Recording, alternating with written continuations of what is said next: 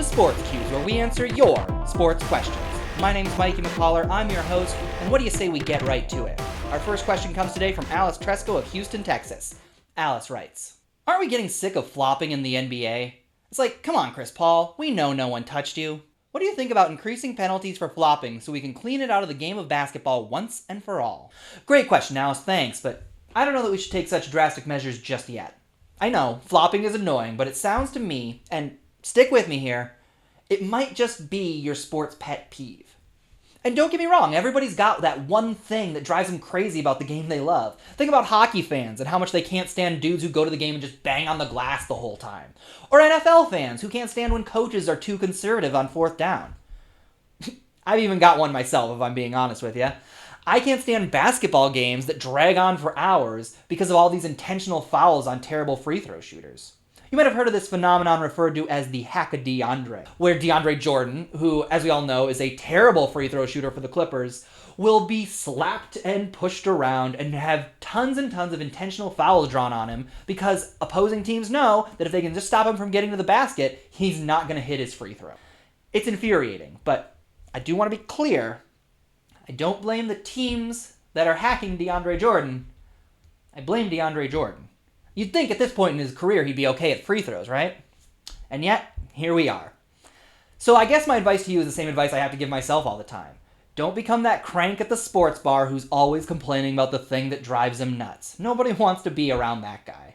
Our next question comes from Jess Forlani of Miami, Florida. Jess writes, NBA free agency this year was BANANAS bananas. Which team do you think is in the best position to make a run at the finals? Great question, Jess, thanks. You know, it's hard to say who won free agency until the season's really up and going, but I will tell you who lost free agency. It was those Los Angeles Clippers.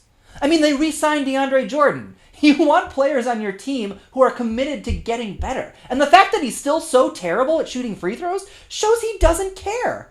Like, I don't know how that doesn't drive the Los Angeles Clippers, insane with anger. He could be getting better. He just needs to practice more. Go to the gym, pull up one of those carts beside you full of basketballs, and just keep taking shot after shot after shot. Eventually, you get pretty good at free throws. I don't know. It drives me insane, and I think it would drive the Clippers insane too. And we'll just have to see if it holds them back any this year.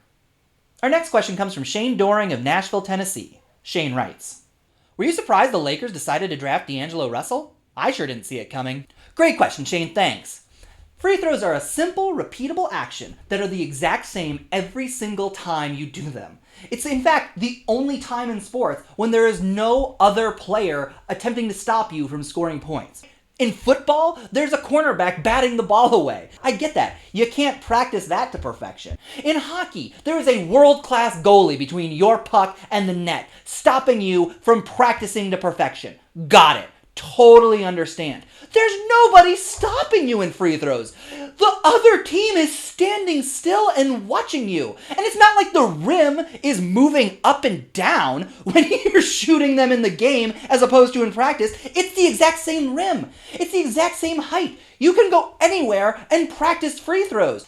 And okay, I'll be fair. I understand. There's a lot of pressure in game situations that there isn't in practice. There are people watching, there are fans, sometimes booing you, TV cameras. Sure, got it. Recreate that in practice. Invite people over who maybe don't like DeAndre Jordan to watch him. Or invite people who do like him. Bring DeAndre Jordan's mom in to watch him practice. Do you think he wants to fail over and over again in front of his mom? Of course he doesn't. But here's the issue. There are legitimate conversations happening right now about changing the rules of basketball to accommodate somebody like DeAndre Jordan who sucks at free throws. Can you fathom that? Can you imagine changing the entire rules of a game because some dudes are so bad at it that teams have figured out how to exploit it? That's how you play sports, guys. You can't change the rules. You can't coddle somebody like DeAndre Jordan and let him continue to get away with this. And yet, the Clippers went crazy trying to get you back on their team this offseason. Why? So you could continue missing free throws?